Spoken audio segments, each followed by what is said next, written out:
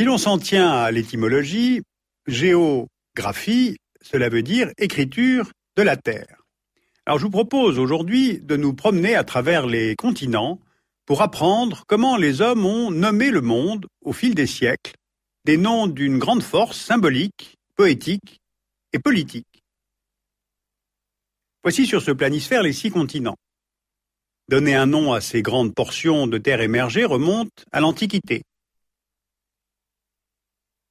Les Grecs opposaient la rive orientale de la mer Égée, l'Asie, à la rive occidentale, l'Europe, sans pour autant en faire une frontière puisqu'ils vivaient de part et d'autre de la mer Égée. À ce couple initial Europe-Asie, les Romains ont ajouté l'Afrique pour désigner la rive sud de la Méditerranée qu'ils conquièrent au IIe siècle avant Jésus-Christ. Les Européens vont nommer le reste du monde beaucoup plus tard, à partir du XVe siècle, au fil des voyages et des découvertes. Les Portugais, grâce au prince Henri le Navigateur, partent à la recherche des routes des épices, et ce faisant, ils vont nommer les lieux qu'ils découvrent. Madère, qui signifie bois en portugais parce que l'île est boisée. Ils nomment aussi les côtes africaines. À l'ouest, le golfe de Guinée, c'est un mot qui désigne les Noirs en touareg. Puis le cap des Tempêtes, qui deviendra le cap de Bonne-Espérance, en Afrique du Sud. Et ce que l'on appelle le Nouveau Monde, où arrive Christophe Colomb en 1492, n'est pas nommé par celui-ci, mais par un cartographe allemand, Martin Waldseemüller, qui vit dans un village des Vosges, nommé Saint-Dié. Et pour tracer les contours du nouveau continent, Waldseemüller s'appuie sur les récits d'un explorateur italien, Amerigo Vespucci, et c'est pour cela qu'il nomme ce continent America. Et si cette toponymie demeure, c'est parce qu'elle est tout de suite reprise par les cartographes, comme Gérard Kremer, dit Mercator, en 1538. L'Australie est découverte au XVIIe siècle par les Hollandais. Elle est appelée d'abord Nouvelle-Hollande, mais ce continent prendra le nom d'Australie en référence au Terrae Australis, qui selon les Grecs devait exister au sud du globe, pour équilibrer le poids des terres au nord. Enfin, l'Antarctique. Dernier continent découvert au XVIIIe siècle, il tire son nom de sa position opposée à l'Arctique. L'Arctique, cela vient du grec arctos, signifiant ours, car cette région regarde vers la constellation de la Petite Ourse, où se trouve l'étoile polaire. Et Antarctique, c'est donc la région située à l'opposé de l'Arctique. Le baptême des océans est également lié aux grandes découvertes. L'océan devient Indien après l'ouverture de la route des Indes par les navigateurs portugais. Le Pacifique, c'est parce que Magellan le traverse tranquillement sans rencontrer de tempête. Seul l'océan Atlantique a une dénomination plus ancienne, car il renvoie à la mythologie grecque, au géant Atlas qui portait le ciel. Maintenant, arrêtons-nous un instant sur les terres de l'intérieur du Nouveau Monde. D'abord, si Christophe Colomb n'a pas laissé son nom au continent, plusieurs lieux d'Amérique lui rendent hommage. La province de Colombie-Britannique, au Canada, et le fleuve qui la traverse, le District of Columbia, où se trouve Washington, la capitale des États-Unis. Plusieurs villes aussi, Columbia, en Caroline du Sud, Columbus, dans l'Ohio et en Géorgie, et Colón, au Panama, et puis bien sûr, la Colombie, en Amérique latine. Ensuite, le Nouveau Monde devient parfois le panthéon de l'Ancien. Ces villes prennent le nom de saints comme San Francisco ou Saint-Louis aux États-Unis, Saint-Domingue dans les Antilles, Santiago au Chili, Sao Paulo au Brésil, et puis l'Amazonie est nommée ainsi par les Espagnols, car les tribus qui vivent dans cette forêt leur évoquaient les Amazones de l'Antiquité.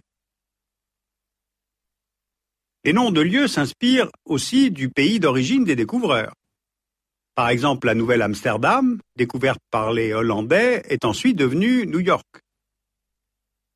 La Louisiane est nommée ainsi en l'honneur du roi Louis XIV. Et puis d'autres noms expriment le rêve d'un monde meilleur. Par exemple, la ville de Providence, bien sûr, mais aussi Philadelphie, qui en grec veut dire amour fraternel. Et puis, il y a aussi la grande influence exercée par les Indiens. Le Canada tire son nom d'un mot huron, qui veut dire peuplement ou village. Ontario aussi, en huron, veut dire lac magnifique. Ottawa, la capitale, vient d'un mot algonquin qui signifie commercer, car ce nom était donné au peuple qui contrôlait le commerce sur la rivière. Aux États-Unis, la toponymie d'origine indienne, comme Mississippi, Oklahoma, Dakota, se concentre plutôt dans le centre du pays, entre les Appalaches et les Rocheuses, rappelant la confrontation entre les Blancs et les Indiens au XIXe siècle, au moment de la conquête de l'Ouest. Alors que pour la côte Est, avec les 13 colonies originelles, et la côte Ouest, longtemps colonie espagnole, on a plutôt des noms d'origine européenne. Bien, mais une deuxième lecture est également possible, parce que chaque nom de lieu traduit une prise de possession, même s'il s'appuie sur des noms autochtones. La décolonisation illustre d'ailleurs très bien ce phénomène. Un des premiers actes lors de l'indépendance est de changer les noms donnés par le colonisateur. Par exemple, en Afrique, la Haute-Volta est devenue le Burkina Faso, ce qui veut dire le pays des hommes intègres. La Rhodésie du Nord est devenue la Zambie, celle du Sud, le Zimbabwe. Autre lieu, autre évolution. En Inde, la toponymie anglicisée de Bombay, Calcutta, Bénarès, Madras disparaît aujourd'hui des cartes au profit de Mumbai, Kolkata, Varanasi ou Chennai. Et l'Inde essaye d'imposer ces mots comme désignation unique partout dans le monde. En Russie, la fin du RSS en 1991 a été marquée par une désoviétisation des noms de lieux. Leningrad redevient Saint-Pétersbourg, la ville de Pierre le Grand. Mais en revanche, Kaliningrad ne reprend pas son nom de Königsberg, ville annexée en 1945 aux dépens de l'Allemagne par l'URSS, parce que Moscou redoute des revendications territoriales de la part de l'Allemagne. Alors ces noms de lieux peuvent être quelquefois source de litiges diplomatiques. Par exemple, l'appellation mer du Japon, qui est située entre le Japon et les deux Corées, a été officiellement reconnue par l'Organisation hydrographique internationale en 1928.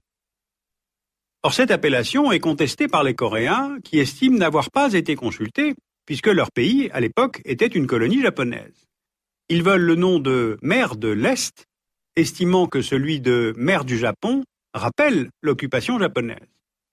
En 1992, la Corée du Sud a porté sa revendication auprès de l'organe des Nations Unies, chargé de la standardisation internationale des noms géographiques, et plusieurs lobbies coréens mènent une campagne via Internet contre les personnes ou les cartes qui mentionnent la mer du Japon à la place de mer de l'Est. D'ailleurs, en 2005, ils ont réussi à convaincre Google Earth d'ajouter mer de l'Est. Le deuxième exemple que l'on peut prendre, c'est bien sûr le golfe Persique. Cette appellation remonte à l'Antiquité, mais elle est contestée depuis les années 70 par les États arabes de la région, avec à leur tête l'Arabie saoudite, qui le désigne comme golfe arabique. En 2004, la publication par le National Geographic d'un atlas mentionnant le golfe arabique a déclenché la colère de l'Iran, qui a déclaré ne plus vouloir délivrer de visa aux journalistes de la revue. Et l'ONU recommande d'ailleurs d'utiliser sur les cartes l'appellation de golfe Persique. Alors vous l'avez compris, la toponymie de nos atlas raconte en fait notre propre histoire. On pourrait même évoquer le cas tout récent de la Macédoine, État issu de l'ex-Yougoslavie. La Grèce refuse cette toponymie car Athènes estime que Alexandre le Grand était macédonien et que ce nom appartient à l'histoire grecque. Alors les Nations Unies ont proposé aux Macédoniens le nom d'ancienne République yougoslave de Macédoine, mais le litige n'est toujours pas réglé entre les deux pays. Et d'ailleurs la Grèce, en avril 2008, a pris ce prétexte pour s'opposer à l'adhésion de la Macédoine à l'OTAN. Alors on voit bien avec ce petit exercice les liens étroits qui existent entre géographie et enjeux politiques. Deux atlas pour conclure. La mesure d'un continent, qui est un atlas historique de l'Amérique du Nord, édité chez Septentrion. Et puis un atlas pédagogique, l'Atlas du monde global, écrit par Pascal Boniface et Hubert Védrine, aux éditions Armand Collin.